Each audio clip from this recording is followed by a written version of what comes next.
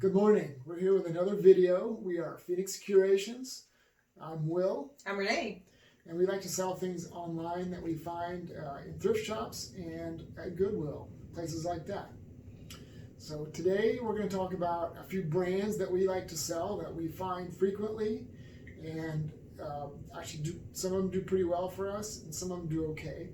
So some of the brands we're going to talk about are Columbia, Levi's, Carhartt, Ariat, and Land's End. Sorry, I had to think about that for a minute. That's okay. And I wanted to just talk about Harley Davidson, Birkenstock, Levi's, Spanx, and Lululemon, and at the end we have a little bonus.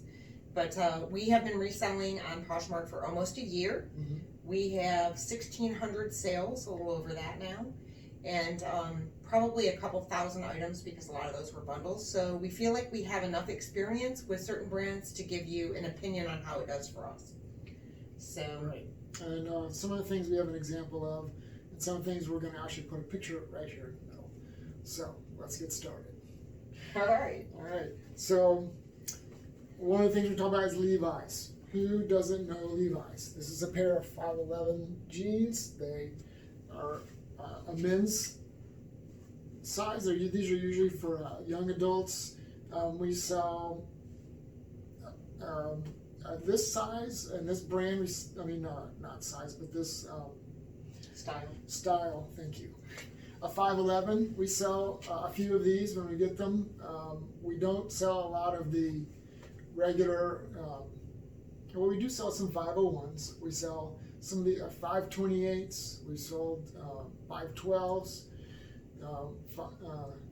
We don't, however, sell the straight leg jeans very much, so we're not too keen on picking those up. The 505s. And they don't always go for a lot of money. They go for between like $10-$20. Some of them go for a little more than that if they're older and vintage. We just sold a purple pair of jeans they don't make anymore. Purple Rain. Purple Rain is the color, exactly. So if you find Levi's, we try to pick them up if they're not just the 505s, and we don't plan on getting a ton of money for them. And that's interesting because a lot of resellers will tell you that 505s and 501s do great for them. They haven't done great for us. I mean, yes, we can sell them in certain sizes, certain washes, but not for a lot of money, $15 to $20. We do okay with like special collaborations, and it may be our inexperience in knowing which 501s and 505s were sold where that's causing us a problem. But we've done very well with made and crafted and vintage Levi's. So made and crafted is just a really fashionable line of Levi. They have a lot of fringe, a lot of boho. They partner with Anthropology and Free People a lot. And we love that stuff.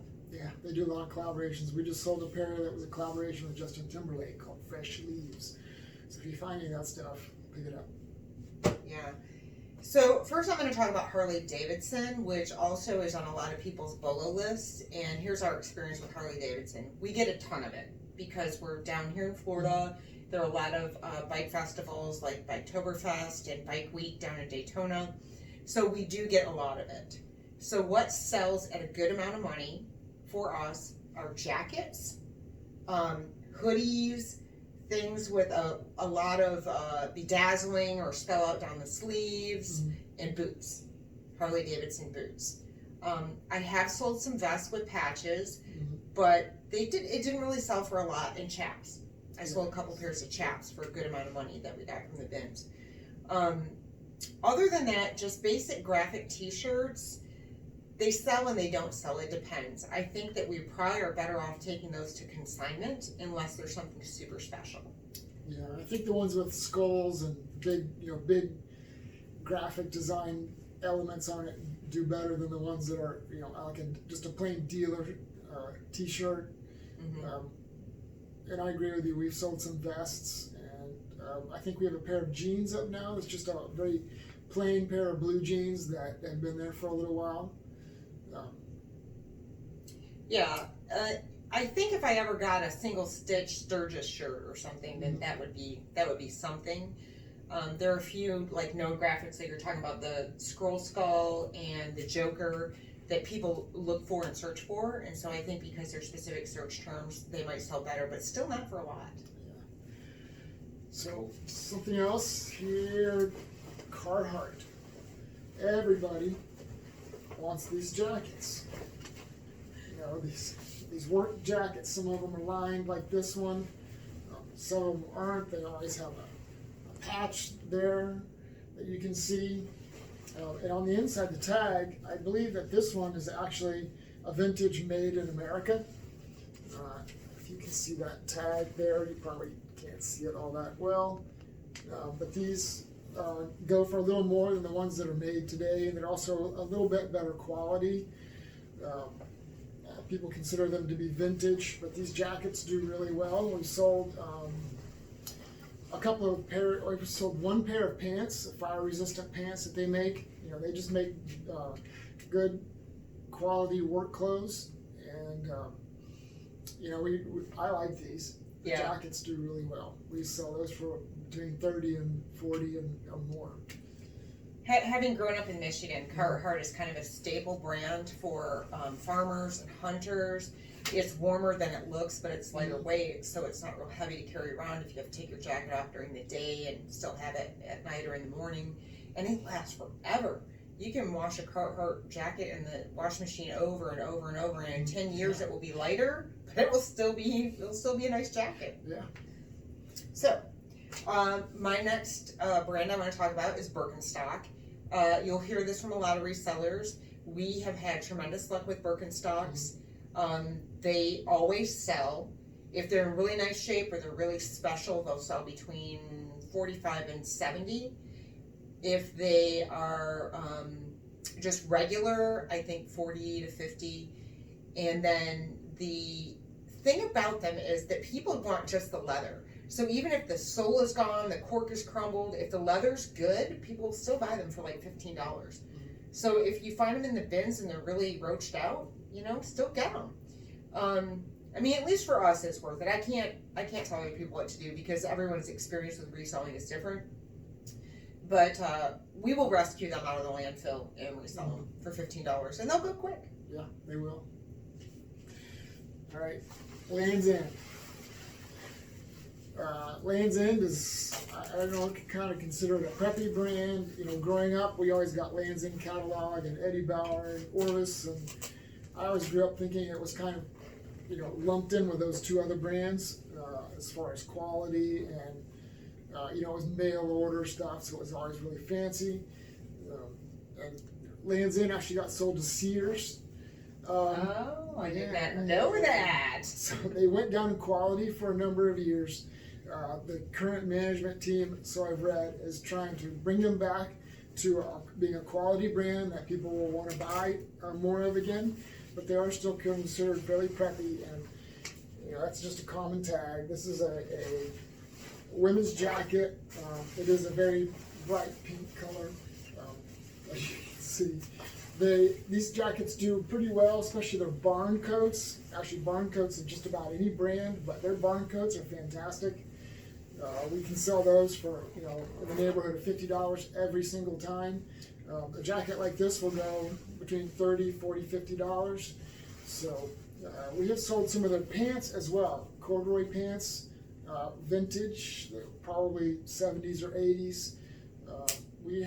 We sold some of their shirts and things like that, but it doesn't always go for a lot of money. But again, jackets, it's coming up on fall. Look for these always. Yeah, we're not above experimenting. I mean, we'll try anything just to see what happens. We've put some crazy things on there, and we were surprised. Like I put a dog backpack on there. You know, it's I don't want to let it go to landfill, so I put it on there, and it sold for $25. Revice jeans. This is a brand I found by accident. I just happened to see these jeans when I was at a Goodwill here in town when the bins were shut down, but the regular thrift stores were open, and they were two different colors sewn together. And because it said Revice, I thought, well, probably these are one of those brands like Redone where they take vintage stuff and put it back together in different ways, and it turns out that's what it is. I sold that pair of jeans like pretty much overnight for, it was either $40 or $50. And they do sell for a lot more than that. These had a couple marks on them, and I just wanted to sell them as is rather than have them sitting around my house being stain treated for a week. And so they sold really quick. I found another pair which were black, and black denim is kind of a outdated wash. And they had a little wear on them, so I put them up for $20 and they sold within the hour. So that for us is a brand I'm going to be looking for. Even though I've only sold it twice, it went like hotcakes. Good. I didn't know about that brand, so that's good. It's new for me. It was new for me. So, hey, let's do it. So the last one that I have, and I should have an example here also, is Columbia. Columbia, their jackets are pretty nice. This is just a regular fleece. They're nothing fancy, but they consistently sell for like $15 in the neighborhood. Sometimes you might get a little $20 if they're lined. But they sell pretty consistently, coming up on fall. We sell their shorts, we sell shirts, especially the fishing type shirt do pretty well. And again, it doesn't go for a ton of money, but it does sell fast. You get a lot of pass through. So, would you rather hold on to something and sell it, sell 10 of them in a week, or would you rather hold on to one or two things and sell it for $10 more? I'd rather have some pass through. So we make a little more money that way. Well, so we just like to thrift, and so the bins, we find all that stuff in the bins, so the cost of goods is so low, and we know it will sell. So if we need inventory, we'll just get that stuff and, put it back out there. So the last brand, I think we had 5. Anyway, Ariat. Oh, Ariat. Yes. Anyway, so my next brand... little hiccup there, is Spanx. So Spanx is something I find pretty consistently. I find it in the bins, I find it at thrift stores. Sometimes I find it for between 50 cents and $10, and it consistently sells, and it sells for a good amount of money. I don't think I've sold anything for less than $25, and I've sold things for up to $60. Especially their leggings, if they are any kind of design or holiday or faux leather, they do really well. And then the shapewear also does pretty good. I even found an old sports bra that sold like very quickly for like $18, and it was definitely an older style, because I don't think they sell those anymore. So we're going to continue to pick that up. The bigger the size, the better, but smaller sizes do sell. People have been home eating during quarantine, and eventually we're all going to have to go back out there, and people want to look good, and so why not? If it makes you feel confident, we're here to sell it to you. Yeah, it is a good one. I pick it up every chance I can find it. Once I found out what it was, what it did, that it goes. So, and the last brand that I forgot about was Ariat. It's a Western brand. I've known about it for a long time, but it's just something that we didn't really pay attention to, and we found some. They have different levels of quality, of course, like all brands, and one of them that we found some Western Pro shirts, Ariat Western Pro, and they sold very quickly for a decent amount of money. I think we got $30 for some men's shirts, and that's pretty good. Men's shirts don't do great. But these shirts, when you look at them, they're high quality. They've got gussets under the arms for breathability, and they're just very well made shirts. And they sold really quickly. And we sell a lot of their boots. We find a lot of the boots at the bins, Ariat brand. And even if they're beat up, somebody wants something to wear around in the yard, at the barn, or just out walking around, and we sell them for like $30, even if they're in pretty beat up shape. And we just try to clean them up a little bit, polish them up, condition them, and make them look a little better, but they sell pretty consistently. Yeah, I don't know if you're going to care that I tell this story, but in the early days when we first sold one, we shipped the wrong shirt. Yeah. And the lady opened the case, rightly so. It was a plaid Ariat shirt, but it was just the wrong color. And we had both of them. So we were perfectly willing to accept the return. We apologized, and we learned a little bit about how to make sure we ship the right things. But within the day, she wrote back and said, it's such a nice shirt. I want to keep the shirt, and if you have the other one, can you ship me that one too? I'll buy it. which we gave to her for a very, very good price because of our mistake. But that was the quality of it. After she had it, she didn't want to let it go. Yeah, so we like area Yes, as we much do. as we can find it. Boots are very good. Boots always do well. Cowboy boots do very well. Okay, so my last brand that I wanted to talk about was Lululemon, and you hear a lot of talk about Lululemon in the reseller world. Some people are cooled off on Lululemon, they don't want it anymore, they're switching to like Carbon 38 and higher end brands because the market is saturated. Our experience is good with Lululemon. Basic leggings or the yoga pants maybe are not going to sell for as much, and tanks, some regular tank tops. But there are some tanks that do really good, and you can go to Lulu Fanatics and you can look at what things are going for on there. And anything with a special print or any kind of a unique piece, bike shorts with a special print we sold, skirts or skirts or jackets, all of that stuff does really good.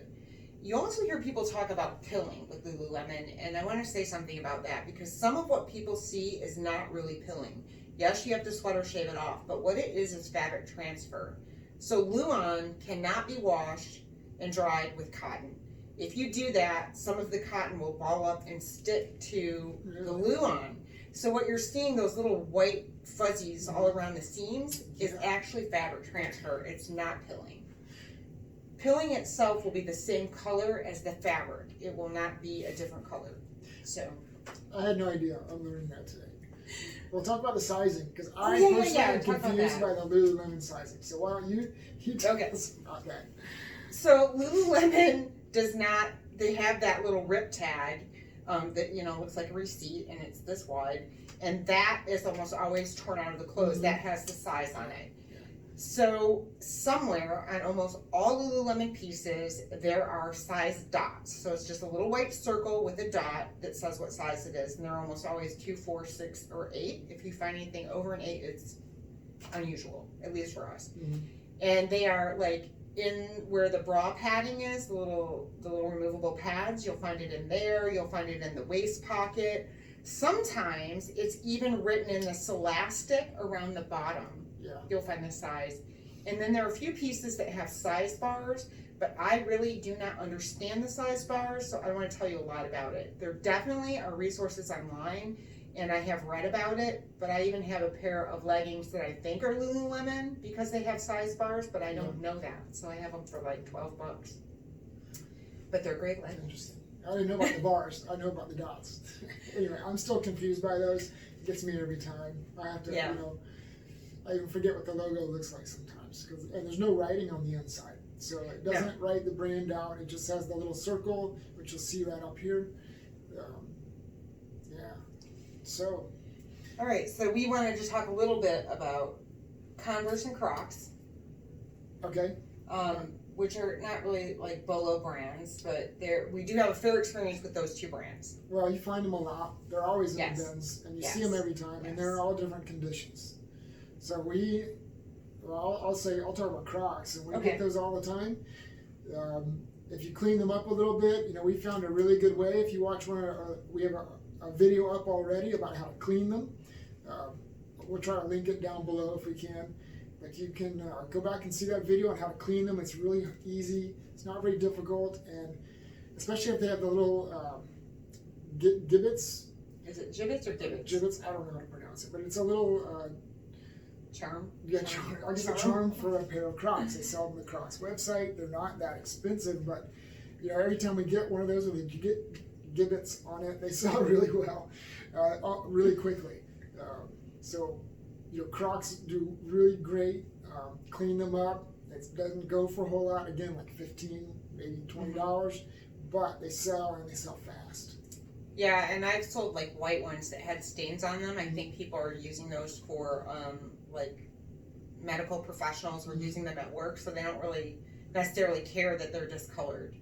But we just disclose all that. Any of the wear on them, we just disclose, but we pretty much are going to sell them. Kids, adults, men's, women's, they always go well. So we get them because they're cheap, they're easy to clean up, and they always sell. So Converse is also a brand that we find a lot of, and we find them in the bins, we find them other places. I've gotten them in thread-up boxes, and this is my experience with them. They're always going to sell. Mhm. The better the condition, the better the price. If it's a special print or collaboration, you can sell them in poor condition. I know we sold some little Toy Story aliens and another one. I can't remember the other one. Those are kids. They're small. Weren't they? Yeah. No, they're small women's. Okay. It could be for a kid, but they were a small women's size. Okay. They were in terrible shape, and I just disclosed it, and they sold, and the lady loved them. So those can sell. And if you have a more unique, like I think we had a velvet pair that were almost in perfect condition, they went for $25. But you're almost always going to sell them for, between $15 and $20. They're not hard to clean up. You can put them in the washer, usually, although the washer can tear them up. And then we have a way to clean the white bumpers pretty easily. But yeah, so for the most part, we'll get those things. And we'll sell them because we can. That's And right. it's fun. It's a lot of fun. And it's money in our pocket. It is. And, we're still learning. This is a big experiment for us. This is not our full-time work at this point. We do love it, and we want to keep doing it. And we're willing to spend a little bit and play with it and see what happens. So, Yeah. hopefully someday it will be our full-time job. Working on it, right? Day by day. We are, and we are so blessed to have an audience, and we can't even believe that we have like 71 subscribers, and we're super grateful that anybody watches these videos. We hope you learn something from it. Put comments down below, tell us what you want to see. We'll be happy to do it because this is a great time for us. It's a lot of fun stuff. And if you're willing to subscribe, we appreciate that. If you hit the bell, you'll be notified every time we upload a video. Anything else? No, I don't think so. Good luck out there with your own business. Yeah. Thanks, guys. Bye-bye.